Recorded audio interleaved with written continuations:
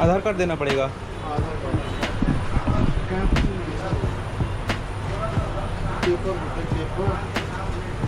Guys अभी मैं नहा के तैयार हो गया हूँ। मैं आपको एक स्कैम के बारे में जो बता रहा था ना कि मेरे साथ एक स्कैम हो गया है। और आगे मैं आपको बताऊंगा कि कल मैंने सिम कार्ड लिया तो सिम कार्ड लेने में मुझे क्या क्या प्रॉब्लम्स आई। और नमस्कार दोस्तों, स्वागत है आपका हमारे फर्स्ट ब्लॉग में। अभी मैं हूँ नेपाल में। एक्चुअली मैं पूरा आपको इस वीडियो में बताऊंगा कि मैं कल कैसे एंटर किया नेपाल में।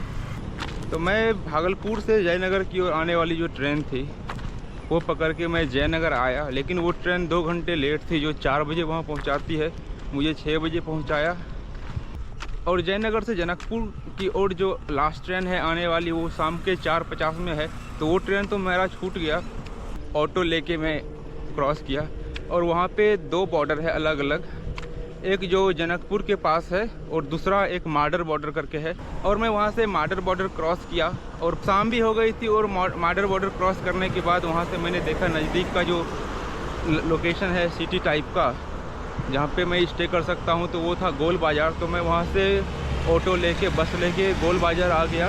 तो रात में गोल बाज़ार में ही स्टे किया था और मुझे ढंग का कोई होटल भी नहीं मिला। तो मैं कल सिम कार्ड लिया था, तो मैंने सिम कार्ड लिया और वहीं पास में कहीं कैंप के लिए जगह ढूंढा। तो एक हॉस्पिटल था, प्राथमिक उपचार केंद्र टाइप का, तो मैंने वहाँ पे रात में कैंपिंग किया। और आगे मैं आपको बताऊंगा कि कल मैंने सिम कार्ड लिया तो सिम कार्ड लेने में मुझे क्या क्या प्रॉब्लम्स आई और बॉर्डर क्रॉस करने में मुझे क्या क्या प्रॉब्लम्स आई, वो सारी चीज़ें मैं आपको बताऊंगा। उस बॉर्डर चेक करने में मुझे क्या क्या चेक किया, उन्होंने क्या नहीं चेक किया, वो सारी चीज़ें मैं आपको इस वीडियो में बताने वाला हूँ। तो इस वीडियो के एंड तक आप बने रहिएगा। और चलिए हम आज अपना हिचाइकिंग का प्रोसेस शुरू करते हैं। आज हम लिफ्ट लेके यहाँ से काठमांडू तक जाएंगे। जहाँ तक जा पाएंगे वो तो मुझे पता नहीं, बट काठमांडू की ओर अभी हम जाना शुरू करेंगे। सो आज का लिफ्ट हम लेना शुरू करते हैं। हमें उस लाइन में जाना पड़ेगा। इस लाइन में तो अभी ट्रक या बस चल नहीं रही है, तो पहले हम लोग उस लाइन में चलते हैं। अभी कोई ट्रक तो नहीं आ रही है, तो मैंने सोचा कि तब तक मैं अपने सिम कार्ड के बारे में बात कर लेता हूँ कि मैंने सिम कार्ड कितने में लिया। तो जो सिम कार्ड मैंने लिया है वो मुझे इंडिया का 250 रुपीज़ में पड़ा, 250 रुपये में, जो कि नेपाल का 400 रुपये का पड़ता है। और इसमें ये 28 डे का प्लान है, जिसमें मुझे 8 GB मिला और कुछ कॉल्स वगैरह मिले, जो कि मेरे लिए तो कुछ यूजफुल है नहीं। इंटरनेट 8 GB मिला और उसमें कुछ अनलिमिटेड है रात के 11 बजे से सुबह के 6 बजे तक। वो मैं स्क्रीनशॉट ऊपर में लगा दूँगा। कुछ चीज़ें अनलिमिटेड है, लेकिन यूट्यूब वॉच करना, देखना, आप वीडियोज़ वगैरह यूट्यूब पे देख सकते हो, अनलिमिटेड यूट्यूब। और कुछ अनलिमिटेड इंटरनेट है रात के 11 बजे से सुबह के 6 बजे तक, कुछ ऐसा वो प्लान है। तो मुझे किसी ने बताया था कि आपको आधार कार्ड, इंडिया के आधार कार्ड पे आपको सिम कार्ड मिलेगा नहीं। कोई पुलिस वाले ने बॉर्डर पे मुझे बताया था, बट इधर मार्केट के अंदर आके मुझे पता चला कि हम ले सकते हैं। इंडियन आधार कार्ड पे सिम कार्ड ले सकता है, कोई प्रॉब्लम नहीं है।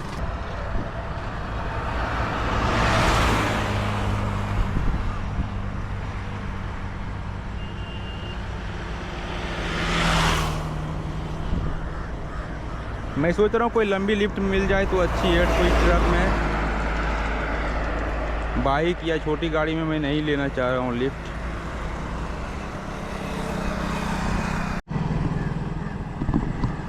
अभी देखो एक गाड़ी आ रही है, उनसे मांगते हैं लिफ्ट।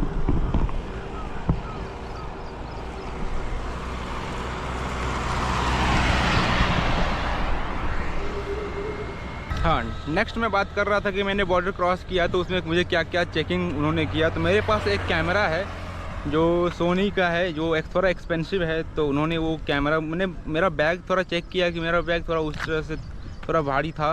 तो उन्हें लगा क्या है बैग के अंदर, तो उन्होंने मुझे पर्सनली रोका और किसी को नहीं रोका क्या है बैग के अंदर। तो उन्होंने खोल के क्लिक चेक किया। तो मैंने भी बताया हूँ कि हमारे बैग में कैमरा है और ये है, मैं ब्लॉगिंग करता हूँ, वीडियोज़ बनाता हूँ। तो कैमराज वगैरह मैंने उन्हें दिखाया। तो उन्होंने फिर कैमरा का बिल वगैरह मांगा कि तुम्हारे पास बिल है कैमरा का। तो मेरे पास बिल था, तो मैंने उन्हें बिल भी दिखाया। फिर कोई प्रॉब्लम नहीं हुआ। उन्होंने बोला कि ठीक है तुम जाओ, कोई प्रॉब्लम नहीं है। तो ज़्यादा कुछ प्रॉब्लम नहीं हुआ इमिग्रेशन में, बॉर्डर क्रॉस करने में। यही कोई छोटा सा अपडेट था जो मैं आपको देना चाहता था। अगर आपके पास कुछ एक्सपेंसिव चीज़ें हैं तो उसका आप बिल ज़रूर कैरी करो बॉर्डर क्रॉस करने के टाइम पे, नहीं तो शायद थोड़ा प्रॉब्लम हो सकता है।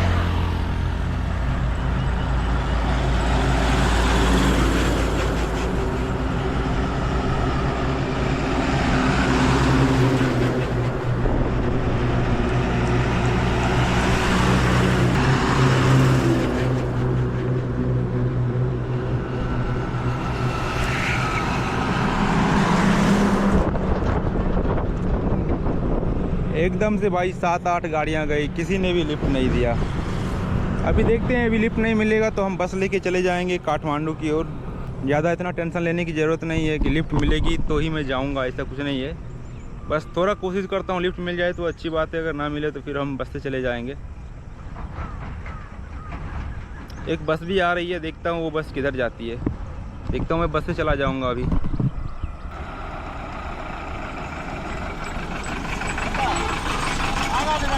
काठमांडू की ओर जा रहे हैं, काठमांडू।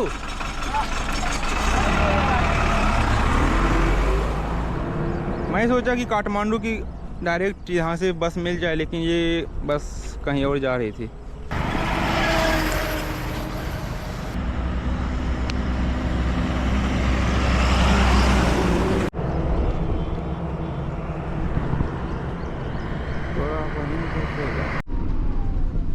Kanan didi.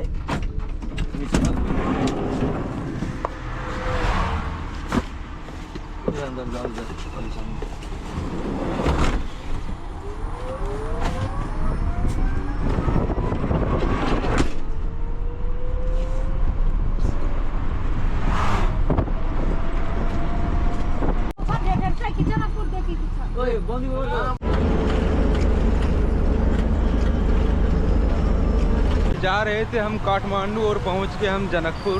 तो एक्चुअली जनकपुर पहुंचते ही रास्ते में मेरे साथ एक छोटा सा स्कैम हो गया। मैं आपको अच्छे से डिटेल में बताऊंगा कि क्या हुआ मेरे साथ। अभी मैं एक गेस्ट हाउस ढूंढ रहा हूं, गेस्ट हाउस ढूंढने के बाद फिर मैं आपसे बात करूंगा कि क्या हुआ मेरे साथ।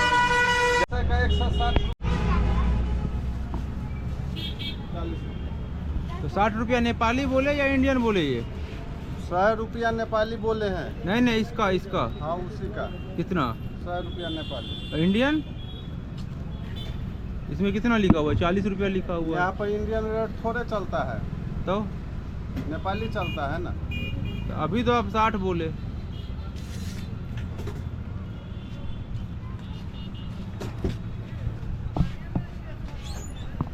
इंडियन प्राइस यहाँ पर नहीं चलता है, वो प्रिंट मत देखिए।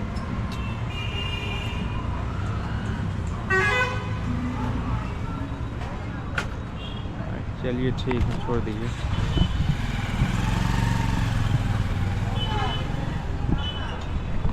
कितने का है बड़ा वाला? 100 रुपया का है, ये दे दीजिए।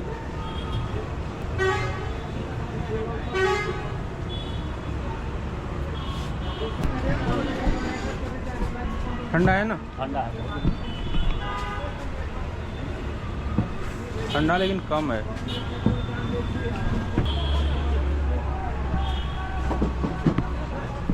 चलिए ठीक है, थैंक यू। यहाँ रूम किधर मिलेगा सस्ता? सस्ता वाला में हाँ, जलपुर कितना में मिल जाएगा? 1200 रुपया, 1000 रुपये नेपाली में हो जाएगा। 1000 रुपये नेपाली में हो जाएगा। वो 1200 बोलेगा, हाँ। बोलेगा 1000 रुपये दीजिए।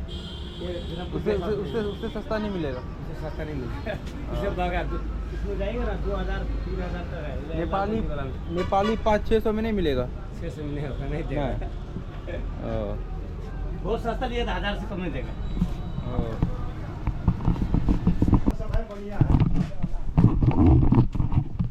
रूम मिलेगा? मीडिया वाला होगी क्या? नहीं, हम ब्लॉगर हैं, यूट्यूब पे वीडियो बनाते हैं।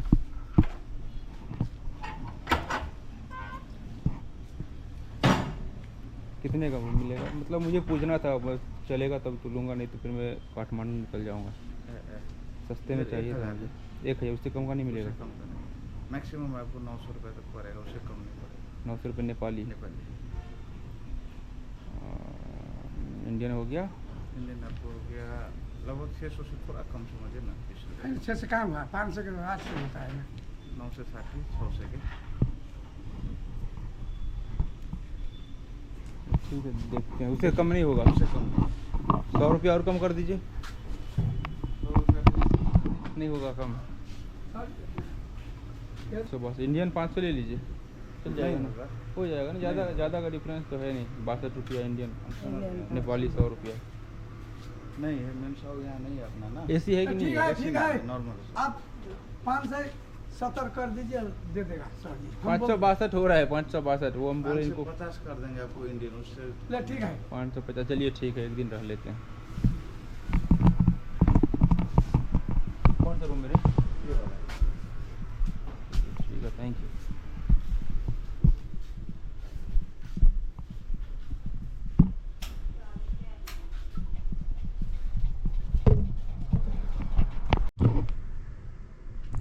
सो गाइस, अभी मैं नहा के तैयार हो गया हूँ। मैं आपको एक स्कैम के बारे में जो बता रहा था ना कि मेरे साथ एक स्कैम हो गया है। हालांकि कुछ बड़ा स्कैम नहीं है, छोटा स्कैम ही है, बट फिर भी अगर आपके साथ कोई बुरा करता है तो बुरा लगता है आपको। तो मैं आपको बताना चाहता हूँ कि हुआ क्या मेरे साथ एग्जैक्टली। मैं गोल बाज़ार में वो जो ऑटो पकड़ा हुआ था टैक्सी, वहाँ से मुझे एक जगह है मिर्चैया, वहाँ जाना था। और उसने मुझे पूछा कि आप कहाँ तक जाओगे, तो मैंने बोला कि मैं जाऊँगा काठमांडू। तो वो बोला कि ये गाड़ी काठमांडू तक जाएगी। तो मुझे तो लगा नहीं कि काठमांडू तक जाएगी, और एक्चुअली वो ऐसे झूठ बोल रहा था कि मैं काठमांडू तक जाऊंगा। फिर मैंने उससे बोला आप जाओगे कहाँ तक, वो बोला मैं आपको गाड़ी पकड़वा दूंगा काठमांडू का। तो मैं उसको मना कर दिया। तो मैं उससे एग्जैक्ट पूछा कि आप कहाँ तक जाओगे, तो उसने बोला मैं जनकपुर जाऊँगा। तो मैं जनकपुर, मैं सोचता था कि मैं जाऊँगा, बट एक मूड था कि मैं चला जाऊँगा काठमांडू और जनकपुर नहीं जाऊँगा, क्योंकि मैं जिस रूट से एंटर किया था नेपाल में, वो किसी और रूट से मैं एंटर कर गया था। और ये जो मैं ट्रेन जयनगर कल में जो उतरा था ट्रेन से, जयनगर से मैं माडर बॉर्डर की तरफ से मैं एंटर किया था, जिसके कारण मैं किसी और रूट से निकल के लाहौन वाले रूट में चला गया था। तो उधर से फिर जनकपुर टेम्पल जाना ज़्यादा दूर था, उधर से घूम के तो मैं सोचा कि नहीं जाऊँगा। फिर उसने बोला कि मैं जनकपुर जा रहा हूँ। तो मैंने उससे पूछा कि कितना फेयर है, तो उसने बोला 250 रुपये नेपाली। तो मैंने बोला चलो ठीक है, 250 रुपये नेपाली है तो चला जाता हूँ, फिर बाद में पता नहीं कब आऊँगा नहीं आऊँगा, तो उस कारण से। और फिर जब हुआ क्या कि रास्ते में फिर उसने मुझे गाड़ी से उतार दिया और मुझे दूसरे गाड़ी पे बोला कि आप उस गाड़ी से चढ़ जाओ, उस गाड़ी पे चढ़ जाओ और मैं उसे किराया दे देता हूँ। तो पहले तो मैं उसको बोला कि जब आपको जाना नहीं था तो आपको बोलना नहीं चाहिए था ना कि मैं जाऊँगा जनकपुर। और एक जगह है बर्दिवास करके जगह है, तो वो बर्दिवास तक ही गया। तो वहाँ से मुझे एक बस में बैठाया और बोला कि मैं उसको भाड़ा दे देता हूँ, मुझे बोला, बट एक्चुअल में उसने भाड़ा दिया नहीं। और जब मैं बस में बैठा और कुछ रास्ते आगे चलने के बाद तो बस वाले ने मुझसे भाड़ा मांगा। तो मैंने उससे पूछा कि आपको तो भाड़ा दिया है ना, तो वो बोला नहीं आपका भाड़ा नहीं दिया है। एक्चुअली मेरे साथ 2 और आदमी थे, 3 आदमी थे, जिसमें से 2 आदमी का उसने भाड़ा दिया और एक आदमी जो कि मेरा भाड़ा उसने नहीं दिया। अब मुझे नहीं पता उसने दिया या बस वाले झूठ बोल रहा है, कुछ ऐसा हुआ। तो मैंने सोचा अब क्या उससे बहस करूँगा, जब मैं आगे ही बढ़ गया हूँ तो उससे तो पीछे जाके उससे तो पूछ नहीं सकता हूँ। और वो बोल रहा है कि नहीं दिया है, तो मुझे देना पड़ा। जो 70 रुपये का वो भाड़ा बता रहा था, तो एक भाड़ा तो मैं उसको 70 रुपये का वो दे दिया। और दूसरा स्कैम एक जगह और हुआ था, नेपाल बॉर्डर के जगह पे ही जब मैं एंटर किया था, उसने मुझसे 10 रुपये मांगा था नेपाली। तो मेरे पास उस टाइम नेपाली चेंज नहीं था, तो मैंने उसे 100 रुपये दिया था। और 100 रुपये नहीं दिया था, 50 रुपये दिया था मैं इंडियन, जो कि 80 रुपये बनता है नेपाल का। और उसने मुझे 50 रुपये रिटर्न किया नेपाली। तो फिर मुझे लगा कि थोड़ा सा ज़्यादा ले लिया, तो फिर मैंने उस बोलने पे उसने 10 रुपया और दिया, तो 60 रुपये टोटल दिया और उसने 20 रुपये ले लिया। मुझे लगा कि वो 10 रुपया लिया है, फिर मैंने जोड़ा तो मुझे लगा कि 15 रुपया लिया है। फिर बाद में मैं रास्ते में जोड़ा तो वो 20 रुपये था। ये छोटी छोटी चीज़ें हैं, हालांकि कोई बड़ी चीज़ें नहीं है, बट स्टिल अगर कोई आपको इस तरह से ठग लेता है तो थोड़ा बुरा लगता है, जो ऐसी चीज़ें नहीं होनी चाहिए थी। और अभी मैं हूँ इस होटल में, जो भी है होटल है होम स्टे टाइप का है। इसमें एक फैमिली बगल में रहती है, उसी का 2-3 रूम है और वो भाड़े पे देती है। इस रूम का प्राइस है 500 रुपये के अप्रॉक्स में, 550 रुपये में मुझे दिया है। हालांकि वो 1000 रुपये बोल रहा था नेपाली, 1000 रुपये नेपाली बोल रहा था। अब ये मैं नहाया तो ये सब कपड़ा थोड़ा गीला है, तो इसको मैं दिया हूँ सूखने के लिए। और फ़ैन अभी बंद कर दिया था, बैकग्राउंड को नॉइज़ थोड़ा ज़्यादा आता है उसके लिए। तो अभी मैं थोड़ा फ़ैन चलाता हूँ और थोड़ी देर के बाद मैं जाऊंगा खाना खाने के लिए, और ये रूम का बिल वगैरह भी पे करना है, उसको देना है पैसा। आधार कार्ड देना पड़ेगा।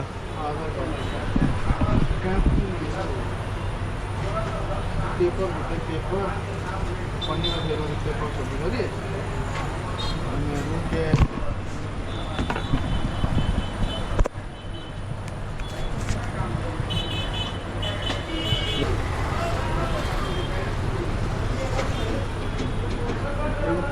पन्नी में होते पेपर सब भेल बुझलिए। हाँ हमें जाओ।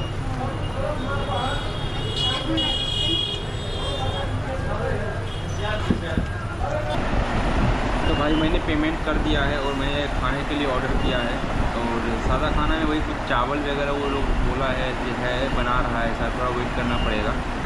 और मेरे पास कुछ 2000 रुपये का कुछ इंडियन रुपीज़ था, मैंने यहीं पे शॉप में एक्सचेंज किया है। तो भाई अपना खाना आ चुका है, खाना में कुछ ऐसा है। तो चलिए खाना खाने के बाद मैं आपसे मिलता हूँ फिर। तो भाई अभी मैं रूम पे आ गया हूँ और मैं खाना खा लिया हूँ। तो जो मैं आपको खाना दिखाया उसका जो प्राइस पड़ा 180 रुपीज़ पड़ा नेपाली, जो इंडिया का 112 रुपया के अप्रोक्स पड़ता है, और 20 रुपये के पानी का बोतल का लगा, जो टोटल मैंने 200 रुपये उसको दिया। तो भाई इस ब्लॉग को मैं यहीं ख़त्म करता हूँ। तो दोस्तों मैं अभी खाना खा के आ चुका हूँ रूम पे, और अभी मैं 2 घंटा सो लेता हूँ कि शाम में चलूँगा, कि धूप भी बहुत ज़्यादा है और गर्मी बहुत ज़्यादा है इसके लिए। और मैं रात में सो भी नहीं पाया था, कैंपिंग किया था तो अंदर बहुत ज़्यादा गर्मी हो रही थी, तो मैं रात भर पूरा जगा ही रहा था। तो दोस्तों अगर आपको ये ब्लॉग अच्छा लगा होगा तो हमारे चैनल को सब्सक्राइब कीजिएगा और इस वीडियो को लाइक कीजिएगा।